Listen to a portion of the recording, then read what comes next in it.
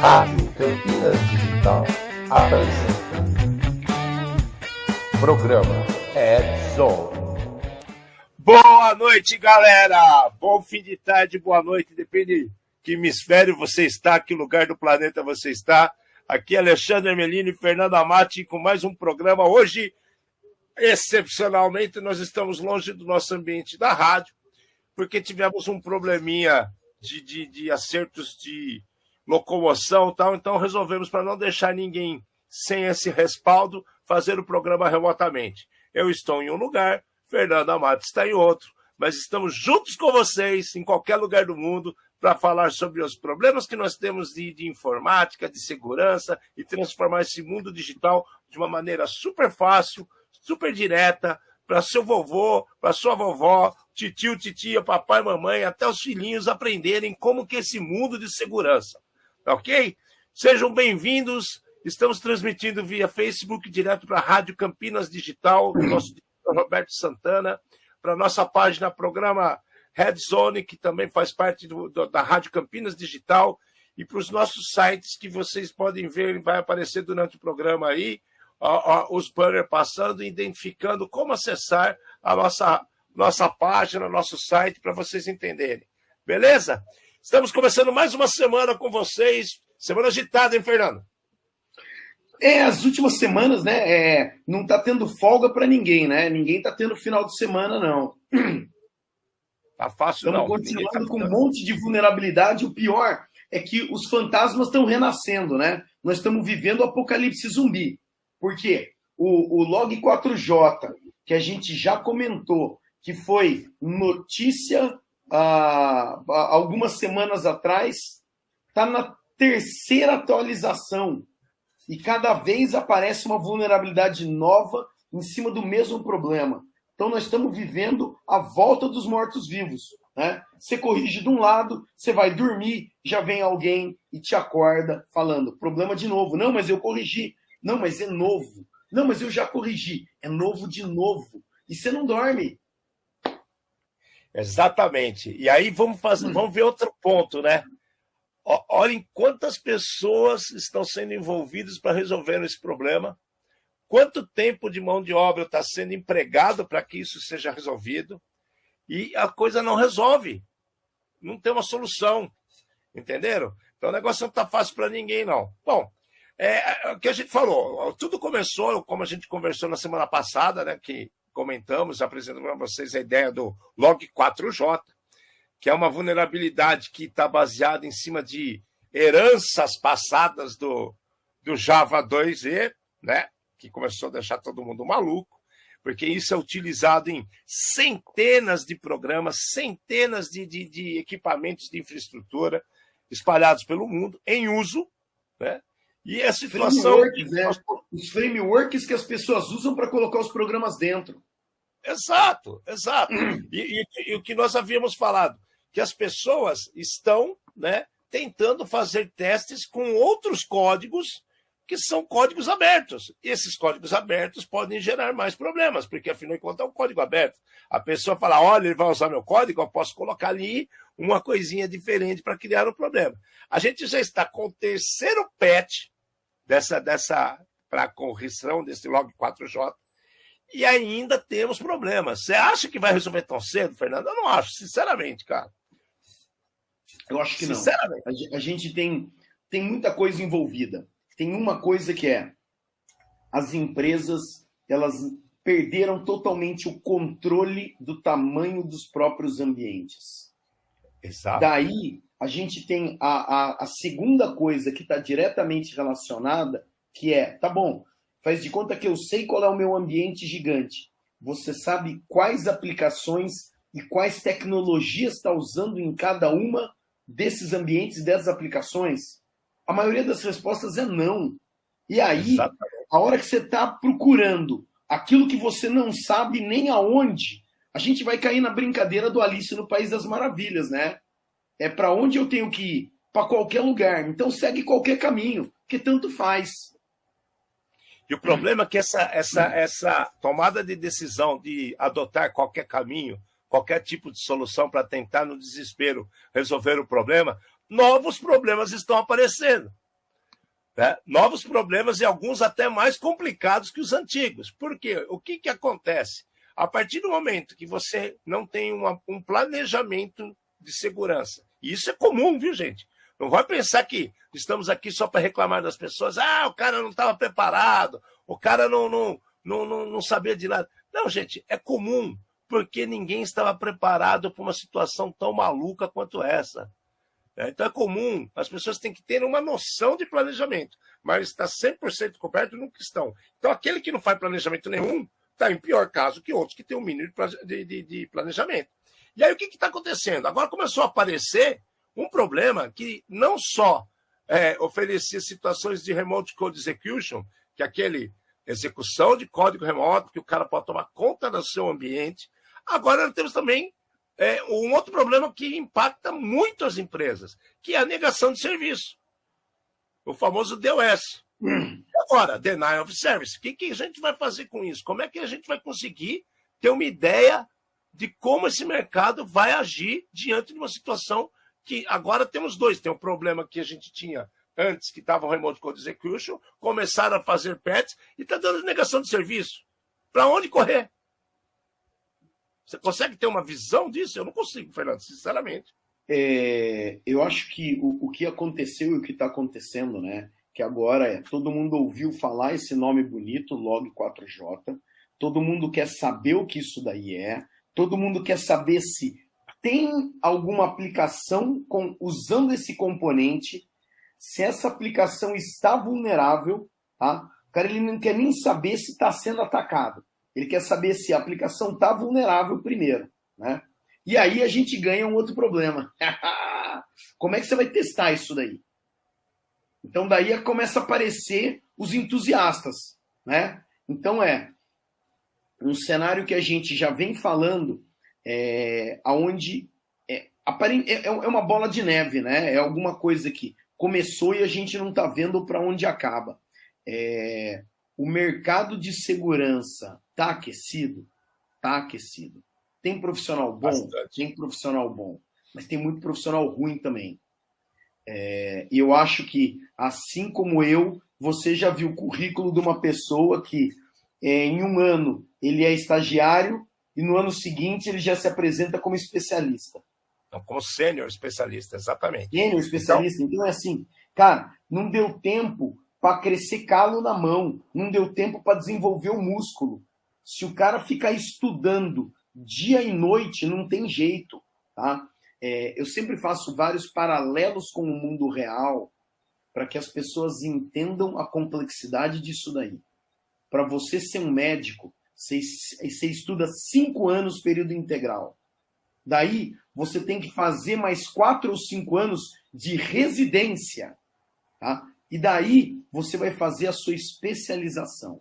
Depois disso, tá? Você vai poder colocar a mão no meu pé para ver se eu tenho frieira.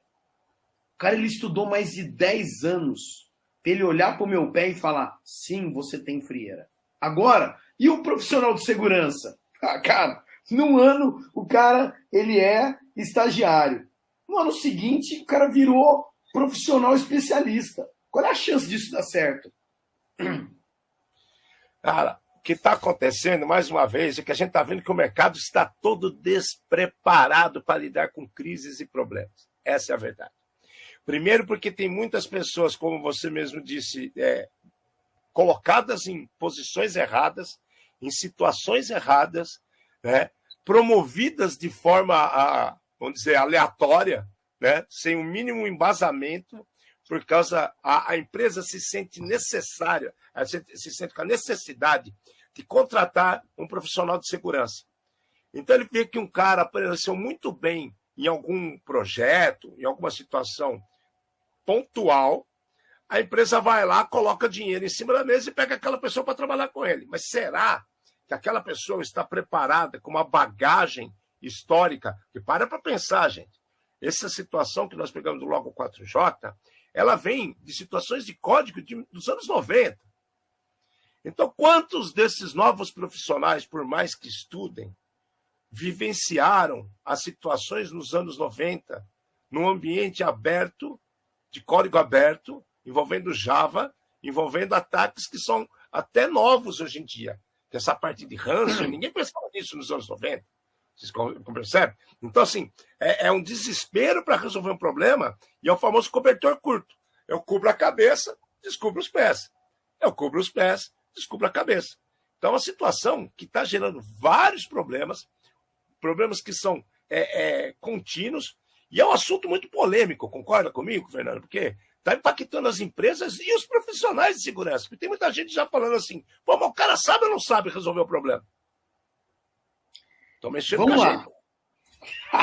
É aí que tá. Você, sem espantar, né, ou sem dizer a sua idade, você passou pelo bug do ano 2000, assim como eu. Tá? Bug do milênio. Bug do milênio. O que acontecia no bug do milênio? Tá? A maioria dos programas antigos, para poupar memória, usava 2 casas decimal para guardar data. Então você estava em 1900, 1970, 1971, 72, 73, até que chegou 99. Do 99 foi para o 00. 00 voltou para 1900. E agora, o que a gente faz com os dados? Vai perder tudo? Vai que a gente sobrescrever? faz? Ninguém sabia. E daí, tá? O que acontece? Esses programas, eles foram criados por um ser humano. A gente está tendo exatamente a mesma coisa, tá? Se você tem na sua empresa um profissional que sabe programar em Java, talvez você tenha alguma vantagem. Porque você fala, tem uma aplicação, ela usa essa biblioteca, tá? Qual é a alternativa? Se eu desabilitar, acontece o quê? Qual é a outra biblioteca que faz a mesma coisa? Né? E essa pessoa consegue te dar essa sobrevida. Agora, vamos pensar que a maioria das empresas comprou um programa, está usando um programa de terceiro, você não sabe de quem você comprou, da onde veio, para onde foi, e você não sabe a resposta que esse terceiro está demorando para te dar, e se essa resposta é eficiente ou não. Você está fazendo de novo, como nós comentamos no primeiro programa, você está usando de fé, entendeu? Você acendeu uma vela, entendeu? Você rezou para Santo Alexandre.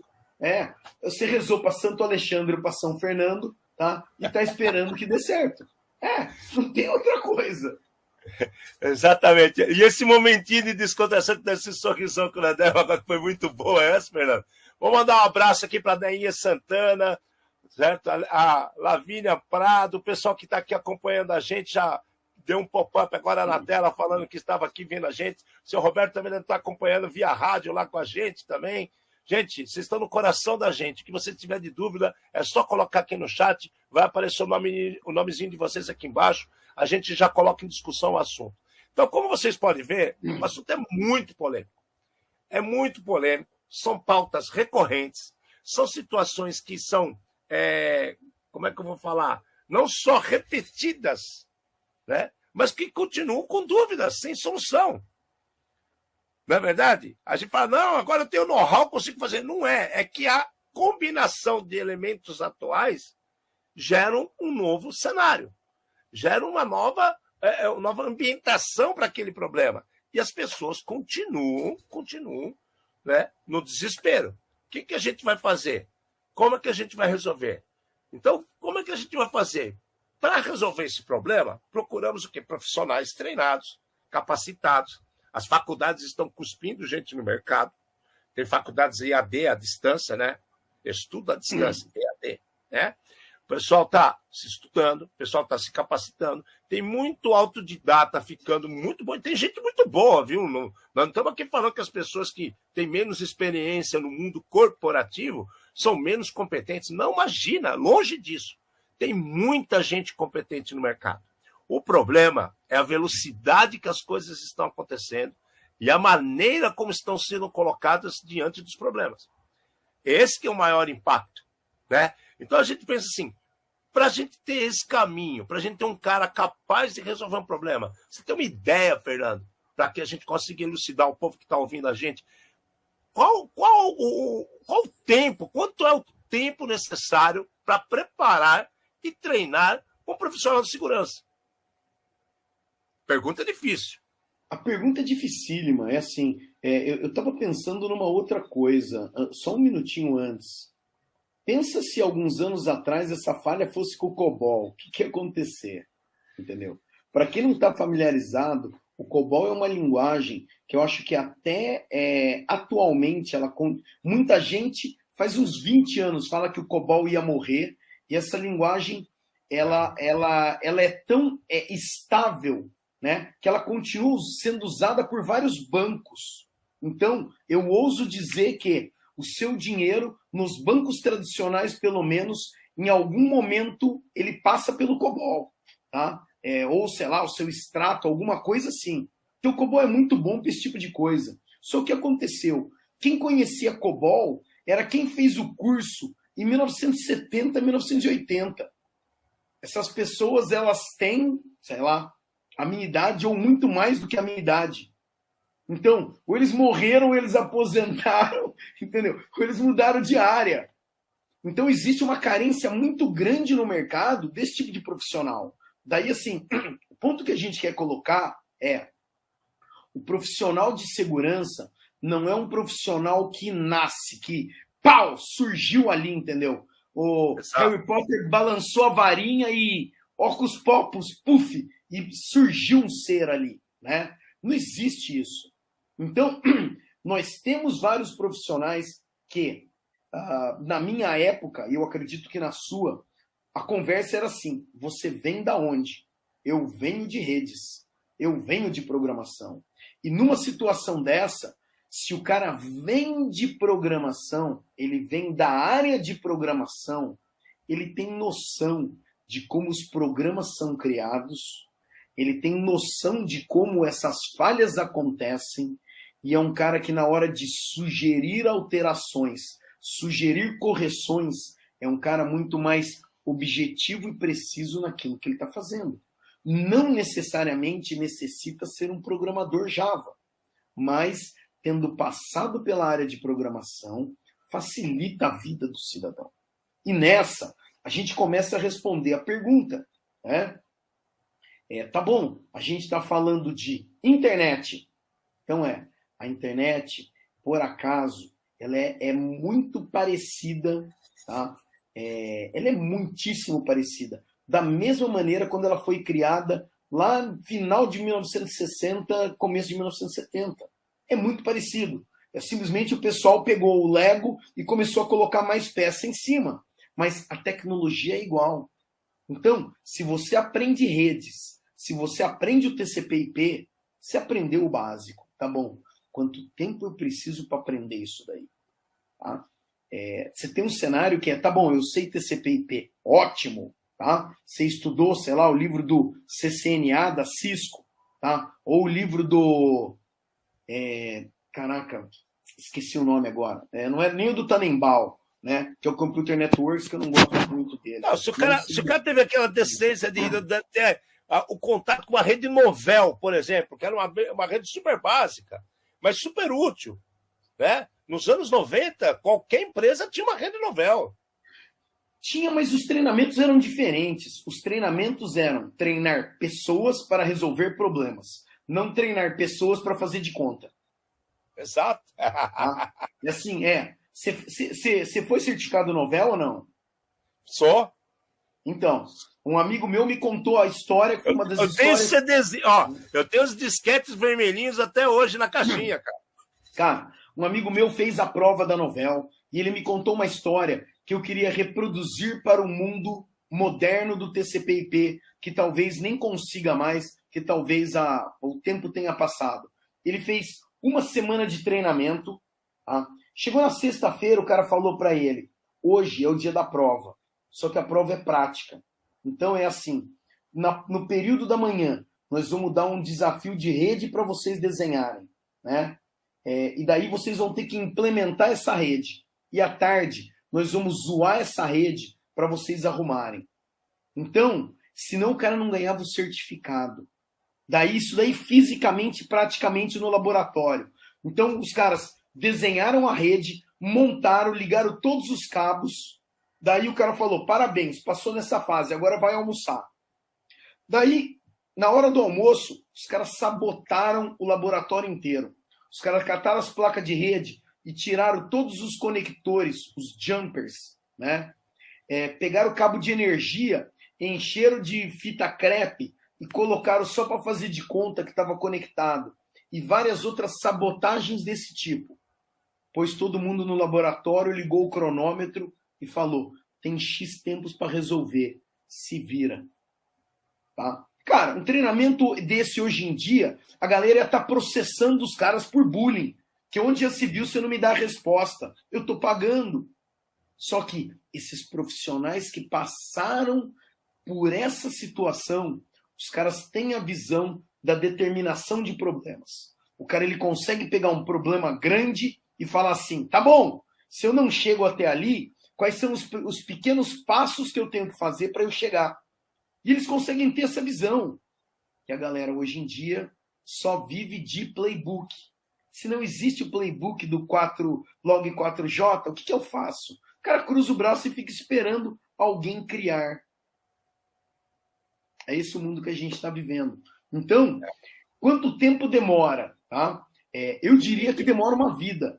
Tá? Eu vou falar mais um detalhe, Fernando. Você está falando negócio da Novell, desse tipo de trabalho.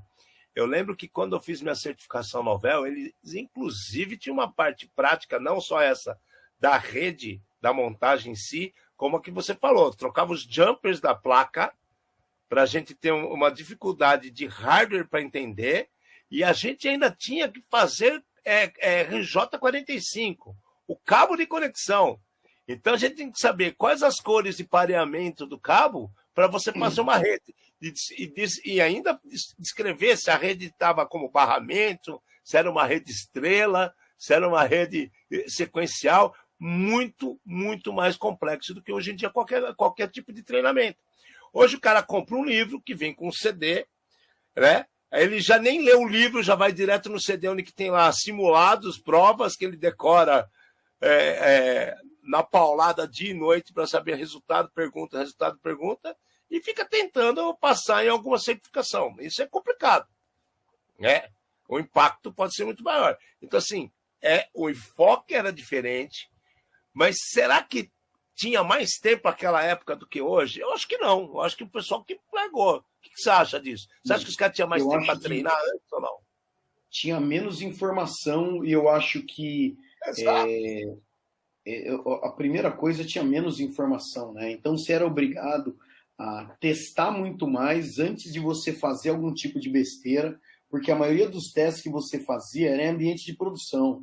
Então, você está testando o cabo de energia com risco de tomar choque. Né? Olha só, Alexandre, temos uma pergunta aqui, ó. O Adriano está perguntando o seguinte, vamos lá. Um DBA hoje consegue fazer um tuning num banco de dados usando só script, né? Vamos lá. A gente sempre atropela todos os assuntos porque a gente gosta dos assuntos interessantes, né? DBA, teoricamente, né, é o Database Administrator, o administrador do banco de dados. Existem treinamentos... Pausa. E esse senhor Adriano aí, ele é muito bom nisso. Ah, então tá. Vamos lá.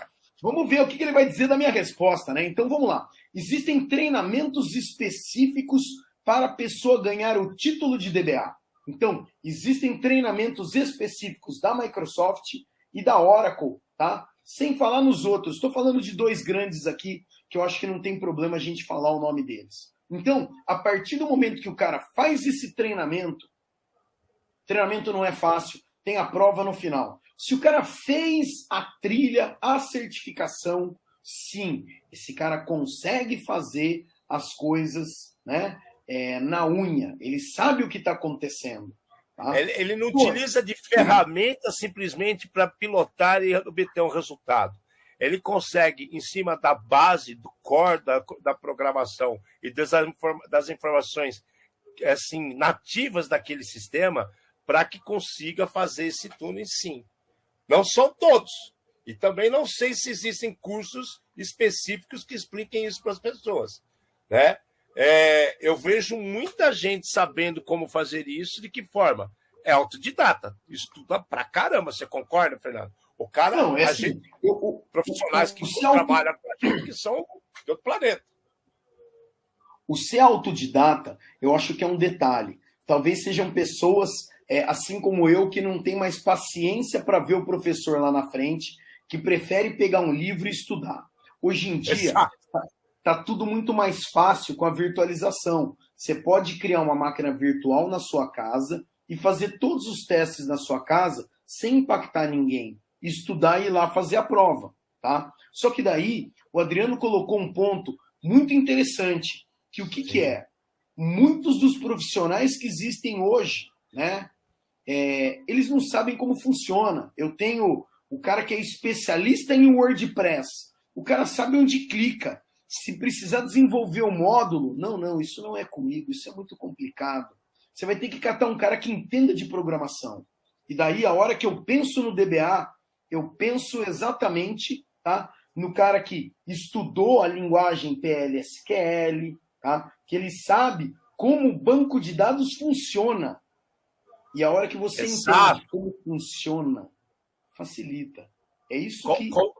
Entende como são as tabelas, como que elas são indentadas dentro do sistema, como elas são escritas nas linhas ali dentro do... Vamos pensar assim, como se fosse em caminhos dentro de um HD. Isso faz toda a diferença, né? O cara está na linguagem de mais baixo nível para entender como se faz, e ele usa a linguagem disponível do sistema operacional ou do sistema SANET, que ele pode desenvolver essas coisas, né?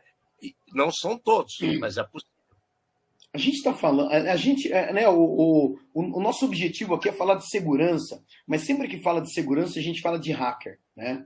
E daí, já tenho certeza que vai ser pauta recorrente, a gente vai ter que voltar nesse assunto, tá? Para mim, hacker, o que é? Uma das definições é aquele que faz móveis com um machado. Então pensa bem, o cara ele cortou uma árvore, ele pega um machado, ele faz uma cadeira, ele faz uma mesa, tá? Então, é o cara onde o manual não é suficiente para ele. Então, eu já vi mecânicos hackers. É o cara que pega o motor do carro, desmonta inteirinho, põe todos os parafusos no chão, lava e monta de novo. Tá? Na tecnologia é igualzinho. Tá? Eu já deixo claro para todo mundo. Eu sei só onde põe gasolina e onde acelera. Tá? E dá certo, tá? Eu não entendo nada. O que é virabrequim, nada disso daí. Tá? Talvez fique para uma outra vida para alguém tentar me ensinar. Mas quando eu vejo daí, o cara ele é o especialista no banco de dados. Ele é o DBA. Esse cara, ele sabe como fazer. Talvez ele não tenha tido o treinamento da segurança ou a visão maliciosa que eu e o Alexandre conseguimos ter da sabotagem. E quando você consegue saber por onde você sabota, fica muito mais fácil você entender por onde você protege. Porque é exatamente onde eu ia estar para te pegar. É o famoso esconderijo bom do esconde-esconde. Né? A verdade é essa. A sacada é essa. A gente tem que entender um pouco do que é errado, né? Ou bastante até do que é errado, para tentar mostrar como faz o certo. E a gente enfrenta outro problema. Na hora que a gente tenta mostrar para as pessoas o que está errado e qual a melhor maneira de corrigir o que está errado, ou qual a melhor maneira de melhorar aquilo que está errado, as pessoas começam a ficar, como é que eu vou falar? Melindradas, né? Incomodadas, porque é difícil uma pessoa de fora chegar para uma pessoa que construiu aquele ambiente, tomou conta de todo aquele ambiente, e você fala que as coisas estão erradas. O Adriano, que acabou de mandar a pergunta para a gente, Adriano Daronco, né, ele trabalha numa multinacional, né, não sei onde que ele está agora, mas trabalhou comigo em 2 multinacionais, e ele sabe muito bem que as pessoas se sentem assim, acuadas quando você fala para ela que uma tabela não está bem dimensionada, que a maneira como você está fazendo o índice pode gerar problemas, como os acessos estão sendo mal orientados ou mal elaborados em níveis para que as coisas funcionem de acordo. Então, é difícil. A gente espera, Adriano, que a resposta foi dada para você. E essa puxada de pergunta vem outra situação, né? Esse mercado está super aquecido. Beleza, está aquecido. Mas aí, a gente tem gente suficiente ou não? Falamos de autodidatas, falamos que as faculdades estão cuspindo pessoas. Nós estamos falando assim, existe gente suficiente? É número ou qualidade? Qual a situação que a gente vive, Fernando? Tá difícil, não tá? Alexandre, você sempre deixa uma perna para eu puxar lá atrás. Tudo que você acabou de falar, a gente está falando do quê? De experiência, entendeu? Você acabou de falar de experiência. O DBA, ele pode ler quantos livros ele quiser, ele fazer quantos treinamentos da Oracle ele fizer. Né? Desculpa, Oracle, se quiser patrocinar, estamos à disposição, tá? Mas o grande negócio é o seguinte, a hora que dá um problema no banco de dados, a hora que dá um problema na programação, tá? Tudo que você leu, tudo que você já viu, falha. E daí como é que você resolve aquilo lá? Qual é a sua experiência para resolver? Quem é que está do seu lado para te dar algum tipo de apoio?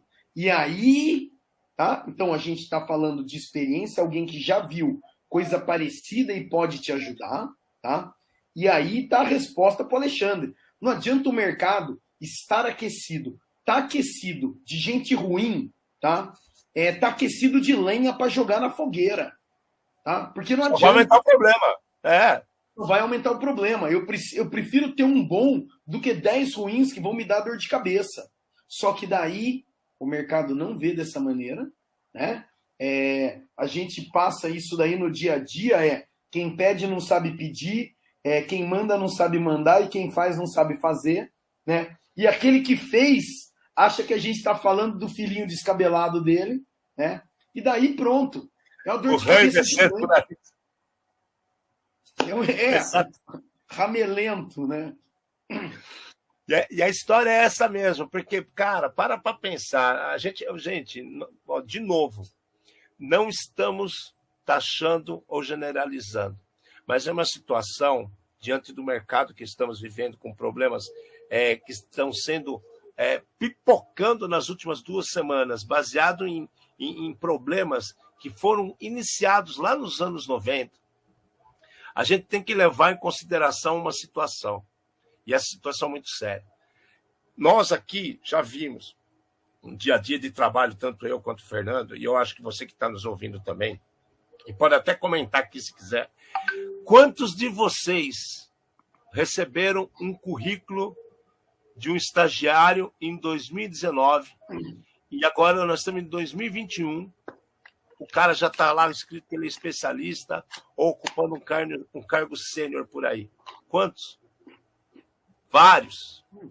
São vários. E isso machuca o mercado.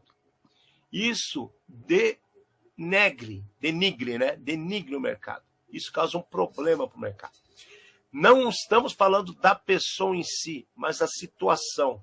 Porque uma pessoa que está à frente de uma grande empresa, que investiu muita grana para aquela posição ser criada e contratou aquela pessoa acreditando que vai ser a bala de prata para a vida dele, e essa pessoa, para se precaver, fez uma lista que é outro monte de bala de prata para matar lobisomem, vampiro, diabo 4, um monte de equipamento caro pra caceta, investimento de milhões, e de repente o cara, pau, ele cai num phishing e a rede dele está tomada por um hacker e com as coisas encriptadas pedindo resgate. Isso acontece. O que você acha desse cenário, Fernando? Não é assustador? A culpa não é minha, Alexandre. A culpa não é minha. Foi o produto que falhou. Foi o AF que você... A culpa nunca é de ninguém. É isso que é o mais impressionante. Entendeu? Acabaram no mundo as pessoas que puxam a responsabilidade para si próprias. Então, o que a gente vê é pessoas mal preparadas que se escondem atrás do quadrante mágico do Gartner. O cara ele fala assim, mas eu comprei o melhor firewall que tinha. Mas eu estou usando o melhor endpoint, ou sei lá, entendeu? O cara ele sempre joga no negócio desse. Porém, outro que a gente ouve toda semana. Não, mas meu ambiente hoje está todo na nuvem. Nossa, isso é o pior, né? O meu ambiente está tudo na nuvem, mas tudo bem. E daí, a gente tem isso daí. A pessoa está montando o Lego, né? Só que ela misturou a peça do Lego com Mega Bloks e com todos os outros Legos chineses do mundo. Não vai ligar, velho. Não vai ligar. E daí você não sabe como isso daí funciona, mas não. Está no quadrante mágico do Gartner. Entendeu? Cara, é ótimo ler o quadrante mágico do Gartner, desde que você entenda o que está escrito lá e entenda o que cada uma das tecnologias tem de bom ou de ruim. Não existe a bala de prata, entendeu? Não existe. Existe. A bala de prata existe, tá? E o lobisomem só alguns que vêm, tá? Mas o problema está aí. Você conseguir toda essa combinação, você tem que entender o que está acontecendo. Você tem que entender. E aí que precisa de experiência. Se você, né, conhece uma área, né, tá bom, quanto tempo você trabalhou nessa área? Né? Eu e o Alexandre, nós não vamos fazer esse tipo de competição do que eu vou falar, mas a gente tem 2 Highlander que, por acaso, tiveram a oportunidade de trabalhar em diversas áreas do conhecimento de segurança por vários anos para ter o conhecimento agregado que a gente tem hoje. Então isso não sai da noite para o dia. Né? Essa semana eu ouvi uma ótima. Vamos contratar alguém para resolver o problema? Falei, tá ótimo. Nós vamos dar 6 meses de treinamento para ele e a gente tem que resolver o problema hoje. Muito bom, né? Tá aí, tá explicado. É assim, nós não precisamos ir longe. Como é que você... Piloto de Fórmula 1. Alexandre, quanto tempo demora para treinar um piloto? No mínimo, uns 15 anos. Então, a história que eu ouvi, de novo, não é minha área de especialidade, como eu acabei de falar. Falaram para mim que os pilotos, eles têm curso de mecânica e eles falam assim, tem um barulho no lugar X, vai lá, porque é lá que está o problema e, por favor, ajude a arrumar. Eles não só têm um curso de mecânica, como eles acompanham os mecânicos no lançamento de cada motor ou upgrade de motor. Por quê? Porque qualquer coisa que é alterada num carro, estou falando de Fórmula 1, tá? Mas não vá pensar que as outras categorias são diferentes. Todas são assim. No Rally o cara é assim, na Super GT é assim, na Fórmula 1, Fórmula 2, Fórmula 3, Stock Car, qualquer lugar é assim. O piloto que se preza ser piloto, ele tem que entender o instrumento que ele está utilizando. Ele tem que saber o que ele está fazendo, o que ele está usando. Então, quando o Adriano perguntou se dá para fazer um tuning só usando script, dá, se o cara teve essa bagagem atrelada à sua educação. Você percebe? Então, o que faz a pessoa ser melhor no front-end, ali na discussão, no campo de batalha, no dia a dia que eu e o Fernando temos como profissionais de segurança? É o estudo, a reciclagem, a atualização, a troca de informação. Isso aqui que estamos fazendo com vocês. Tudo isso conta, gente. Isso faz parte da bagagem, do know-how, da necessidade de compartilhamento de informações. E não é só aqui, não. Existem inúmeros blogs, chats, espalhados para o mundo inteiro, que a gente faz parte e a gente participa também de feiras, troca informações com outros profissionais. Para quê? Para que isso aqui seja resolvido. Ah, mas e se não for resolvido? Ótimo. O que a gente faz com isso? A gente aumenta a nossa qualidade de discernimento. A gente pega um problema, uma cabeça sozinha não faz a solução sozinha. Você precisa de mais pessoas. A gente fala assim de situações constrangedoras que o open source pode gerar para um usuário, mas, na verdade, o open source ajudou muito a tecnologia. Muito. A troca de informações e melhoria ajudou bastante. A questão é, para tudo que é bom, existe alguma coisa ruim. A verdade é essa.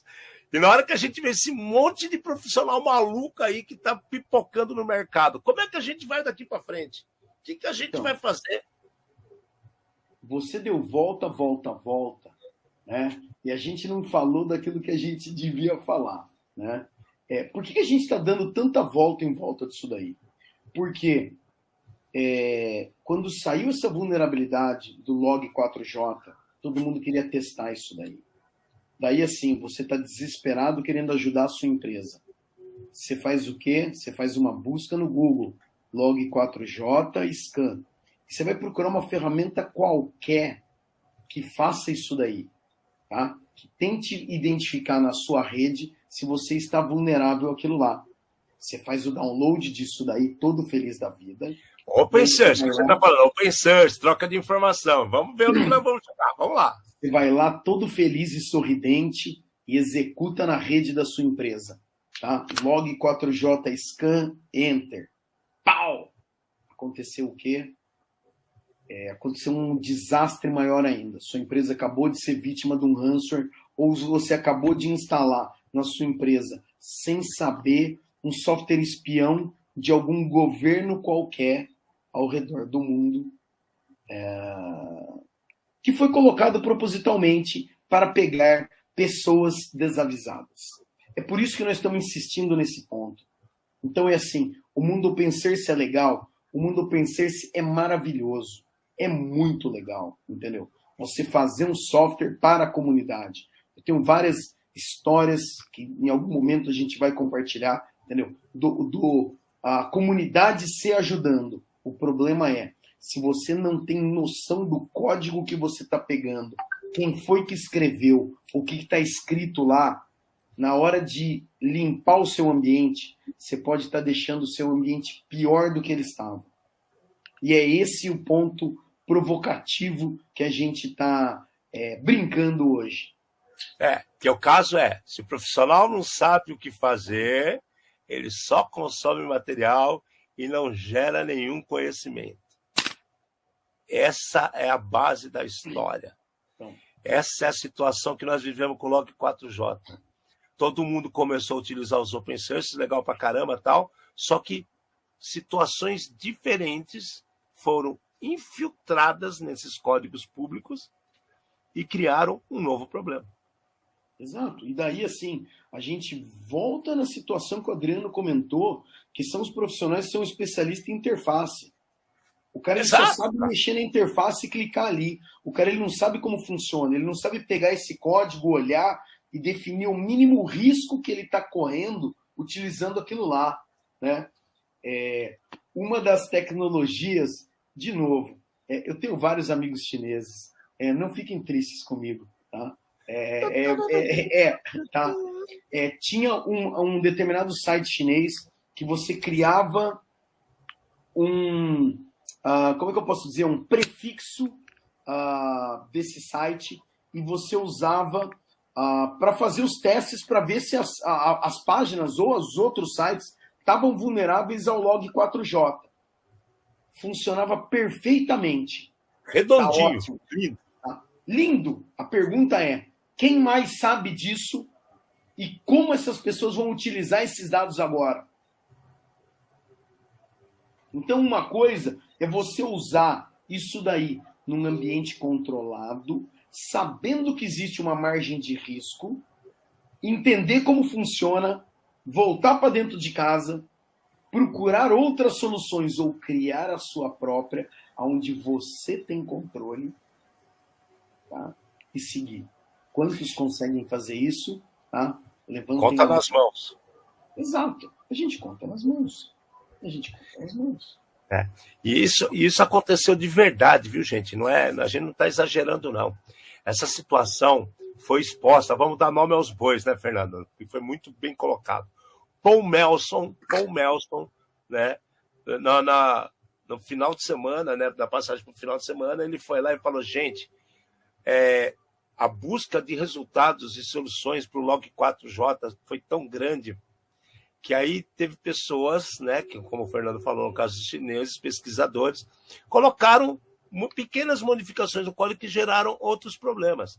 Então, olha só, quantas pessoas sabem dessa notícia?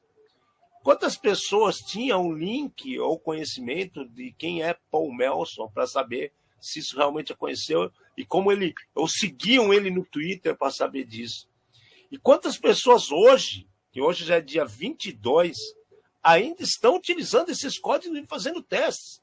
Então, no momento que lá no sitezinho, no código chinês, ele faz um plim, né, um código qualquer de OpenSea, você falou, olha, você está infectado.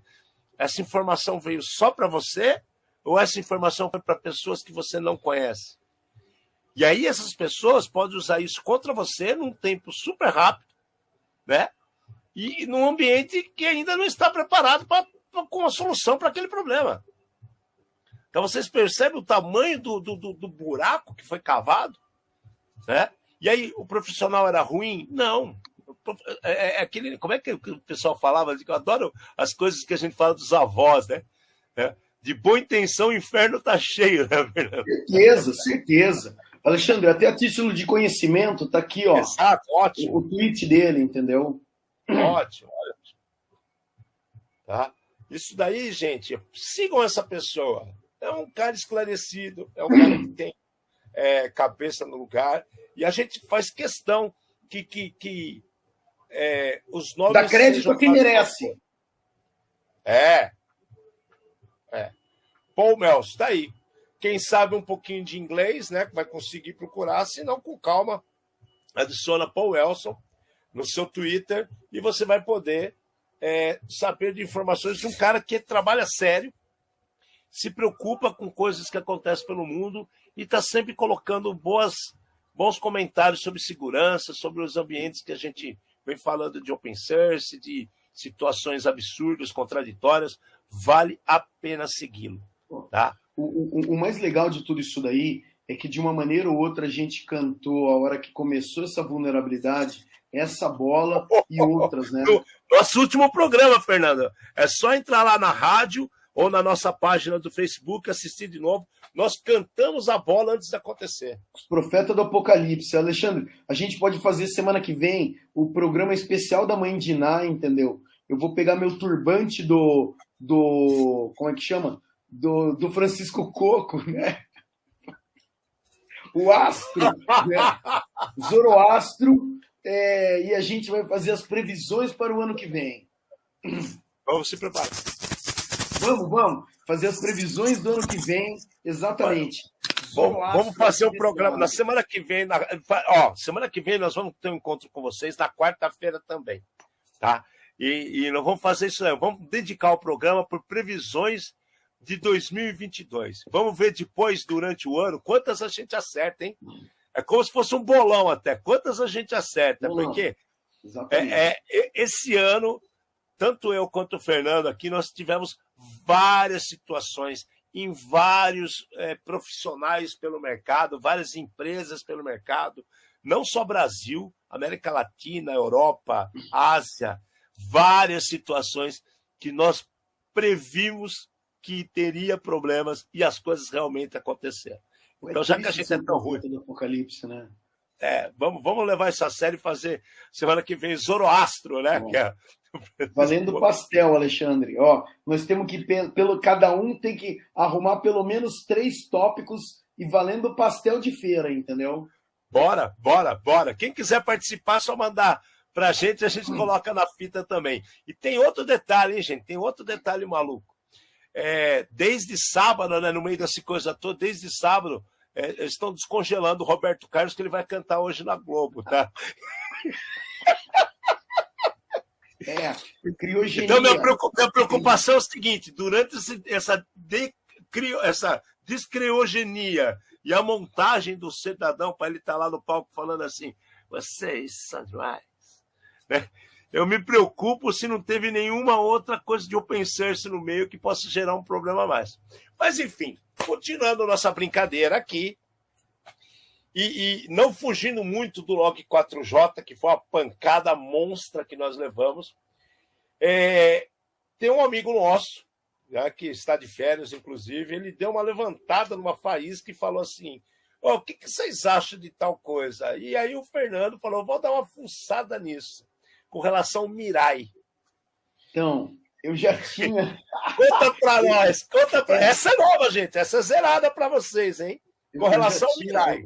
O problema foi o seguinte, eu já estava com a carta na manga, nós encontramos uma pessoa na sexta-feira à noite, e eles falaram, vocês podiam falar do Mirai porque vocês são uma das poucas pessoas que eu conheço que tem conhecimento técnico e entendimento do que foi isso e do que aconteceu. Né? Então vamos só contextualizar um pouquinho. O que foi o Mirai? Mirai é uma botnet. Né? Para quem não está familiarizado, o que são esses termos? Bot vem do termo de robote, robô. Uma máquina que vai servir como robô, vai servir para os fins do seu dono. Então, é uma máquina que virou escrava. Tá? Então, em 2016, apareceu uma botnet chamada Mirai. O que aconteceu? Os caras descobriram que, coisas que a gente já falou, tá? Existiam vários serviços de câmera IP e gravadores de câmera IP, assim como outros roteadores domésticos que tinham usuário e senha padrão. E as pessoas... Adivinha. Admin 1, 2, 3, 4, 5, 6, né? E daí, assim, é muito fácil, é plug and play. E as pessoas colocavam isso na rede e punham isso exposto na internet.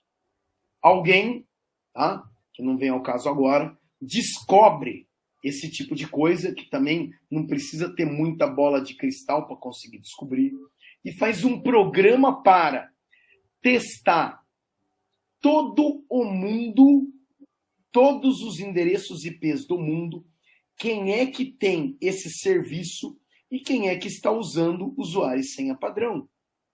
A partir do momento que eles... Só para ilustrar, então. Então o cara tem lá a botnet, os caras fizeram, que é um monte de dispositivo conectado ali na internet, que vai lá, são vários robozinhos. Então um fica ali tentando roubar dado, outro fica tentando mandar e-mail, outro fica verificando se quantos caras estão acessando o Google, outros quantos caras acessam o Facebook, por exemplo. E aí os caras fizeram o quê? Fizeram uma coisa para procurar quantos IPs no mundo tem esse problema vivo. Em específico que a gente está contando, né? Então, assim, o cara ele fez um programa para achar novas vítimas. Cada vez que ele achava uma nova vítima, essa vítima era incluída na botnet. Para ser vigiado. É assim, para quem está acostumado com a série Star Trek, né, o Cubo Borg fazia a mesma coisa. Eles chamavam de você está sendo assimilado. Né? Então, você começava a fazer parte de uma outra inteligência, você podia até acessar a sua câmera, mas tinha outra pessoa que estava pilotando ali. Então, imagina que legal. Você está indo trabalhar, belo e formoso, de repente a Polícia Federal te liga falando que você está invadindo a NASA. Cara, mas eu tenho um filho de 2 anos, minha mulher está trabalhando, minha casa está vazia. Por quê? Porque, parabéns, você confiou que a senha padrão era uma senha segura. Né? Então, aconteceu um monte disso daí. E essa botnet Mirai, ela tomou a proporção tão grande que ela conseguiu fazer, em outubro de 2016, um ataque de volumetria. Que significa isso daí? Né? Significa que quantas pessoas conseguem passar por uma porta? 1, 2 no máximo. Tá? É quando você tenta chegar nessa porta e pôr 1.000, 1 milhão de pessoas de uma vez. Vocês sabem que vai acontecer algum tipo de problema.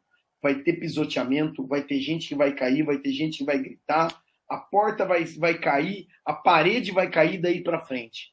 Eles fizeram um ataque desse tipo, tá, contra diversos sites e alguns servidores de DNS, que é quem faz a conversão de endereço IP para nome no mundo. E causou impacto no mundo inteiro. 2016. DDoS. Puro DDoS. DDoS. O DDoS, só para a gente voltar a explicar também, então, DOS é Deny of Service, negação de serviço. O primeiro D que vem na frente, né, de DDoS, é distributed, distribuído. Então, não é todo mundo vindo pelo mesmo caminho, onde você pode interromper. É cada um vindo de um lugar diferente e você não sabe mais de onde você está tomando tapa. Mas de confusão generalizada. Você já viu? Não, qual é o nome daquele negócio que a gente falava? Corredor polonês. Você passa e toma tapa. Mais ou menos, É que no corredor polonês você tem uma sequência que é exatamente para onde você quer ir, mas você não sabe nem por onde você está tomando tapa. Porque se o cara quiser dar o tapa na cara, em vez de dar o tapa na cabeça, ele pode também.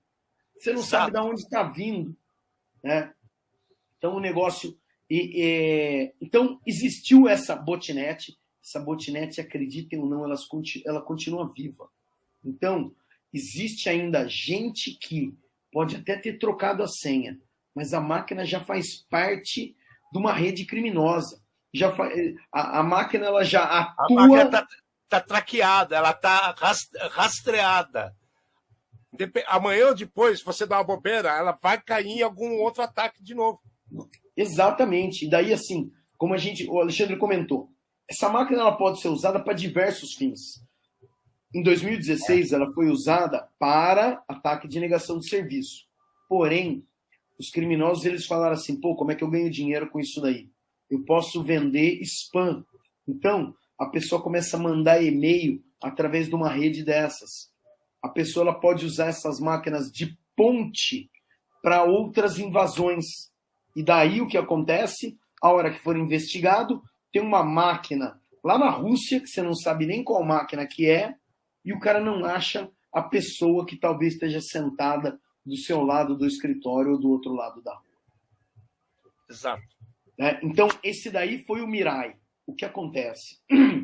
Começou toda a brincadeira do Log 4J, tá? Nas últimas semanas. E eu peguei e comecei a analisar algumas máquinas que eu tenho, os arquivos de log dessas máquinas. Então é assim, eu sou um desses psicopatas que gosta de ler arquivo de log. Eu quero saber o que as pessoas estão procurando no meu site.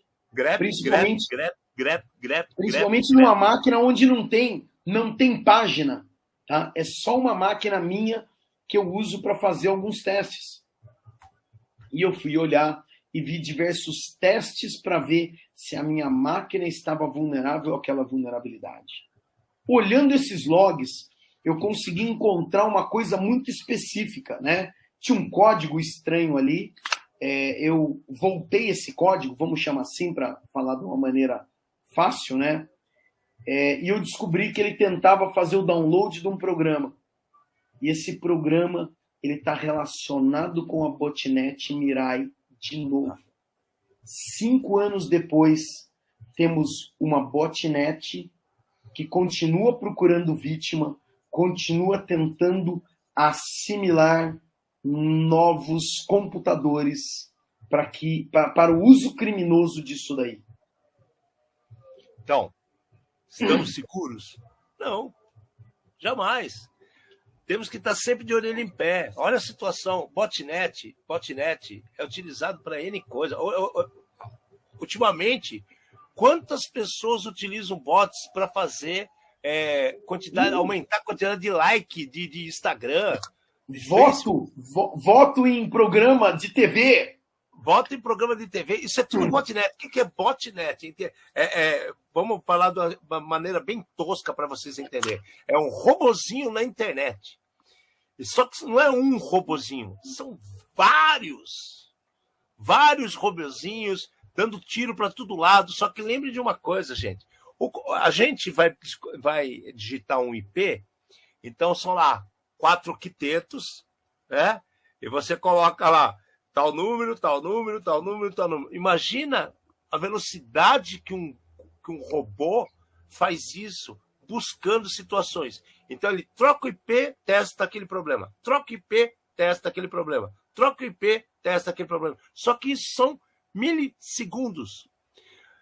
Deu positivo, ele separa. Deu positivo, ele separa. E aí depois ele vem com um ataque mais elaborado, gerando a negação de serviço, gerando o problema que vai acabar com o seu bem-estar. Para aquele que trabalha em ambiente de helpdesk, vai estragar a noite ou o final de semana. Porque ele não vai saber resolver. E como o Fernando falou, como é um botnet que ele vem, e é um DDoS, então, Distributed Denial of Service. Ele vem de vários locais aleatórios atacando o seu ambiente. Então você fecha a porta de um lado, vem de outro, fecha a porta do lado, aí ele fala assim, vou ter que arrancar da tomada.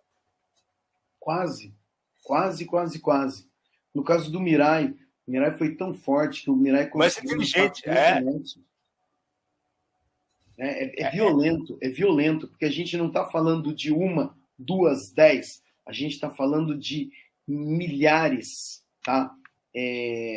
Eu acho que talvez, para quem não está claro ainda a ideia disso que a gente está falando, pelo menos aqui, a gente está na região de Campinas, né? Tinha uma loja, uma grande magazine do mercado, com nome feminino, tá? Que todo ano tinha promoção de final de ano. Gente, abria a porta, os caras eram o ataque das formigas assassinas, entendeu? A negada entrava na loja, saía quebrando tudo, porque passando por cima do outro.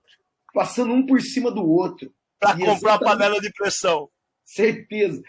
Não, e fora a briga de tapa, porque eu peguei primeiro. Entendeu? Eu peguei primeiro, solta porque eu peguei primeiro. Você pôr mercadoria no carrinho, eu quero roubar seu carrinho, entendeu?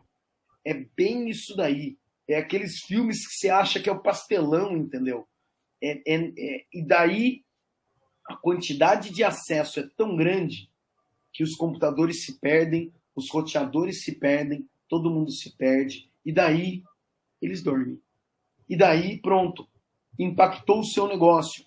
Tá? Em negócios desse daí, por exemplo, o comércio eletrônico, né? Quanto que é 1 minuto parado durante as vendas da Black Friday? Quanto que é 1 minuto parado durante as vendas de Natal? E a Botnet tem o poder de fazer isso daí.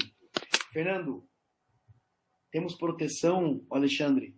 Eu falei só do caos, só da desgraça. Temos... Eu não consigo ver a proteção efetiva. Para mim, assim, se você tiver um ambiente bem dimensionado, com profissionais bacanas, capacitados para te ajudar, você pode sofrer menos impacto, tá? Mas ninguém está seguro de nada. Essa é a minha opinião, cara. Sinceramente. Eu concordo. O que acontece? Existem algumas tecnologias que podem te ajudar. Opa! O problema qual que é? É que quem implementa não tem... Implementa errado.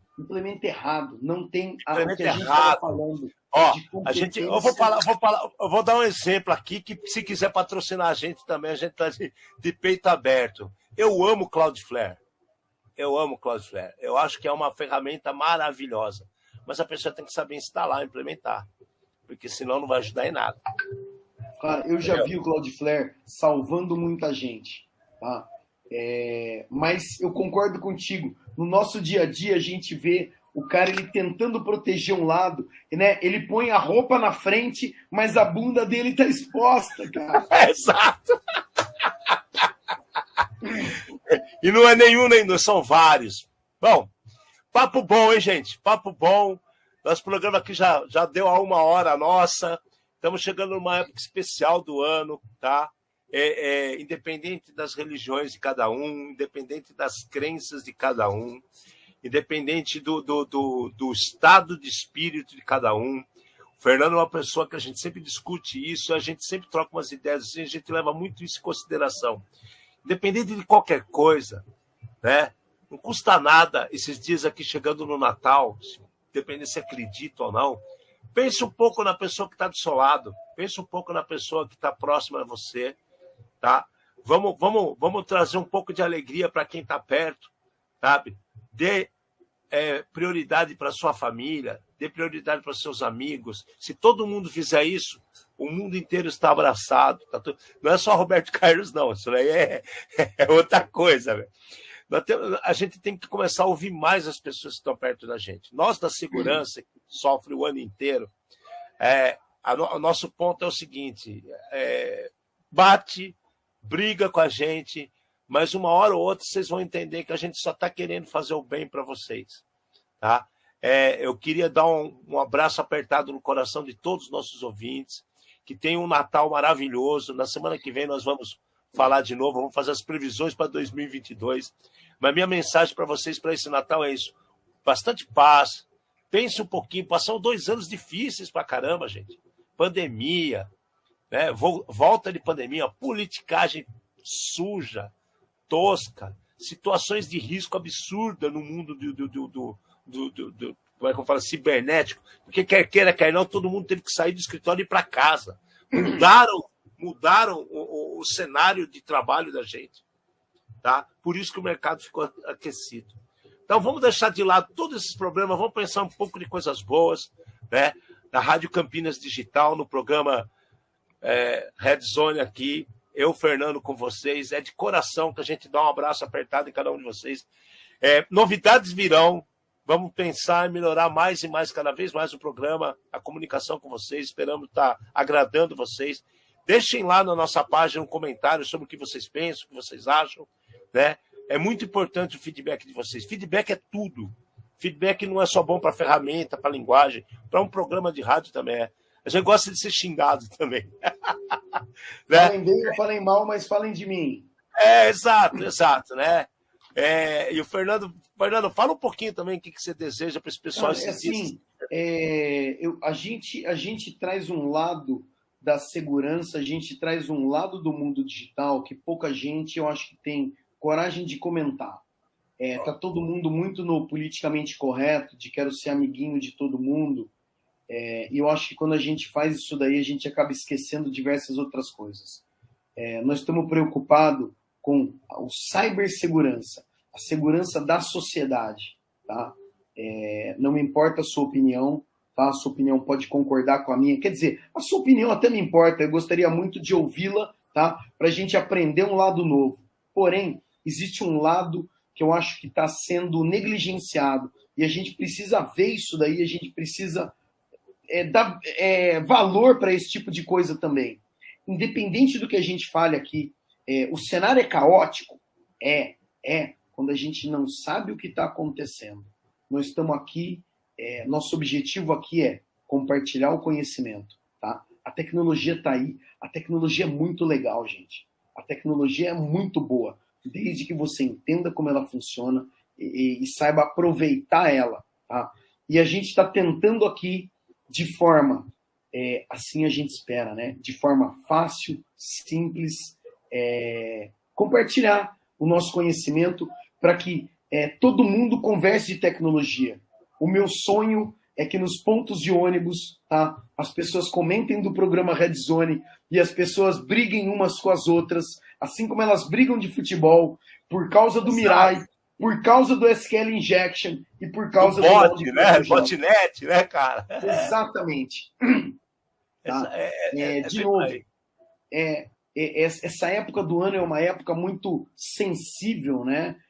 Todo mundo, sei lá, passou um ano do cão, tá com os nervos à flor da pele.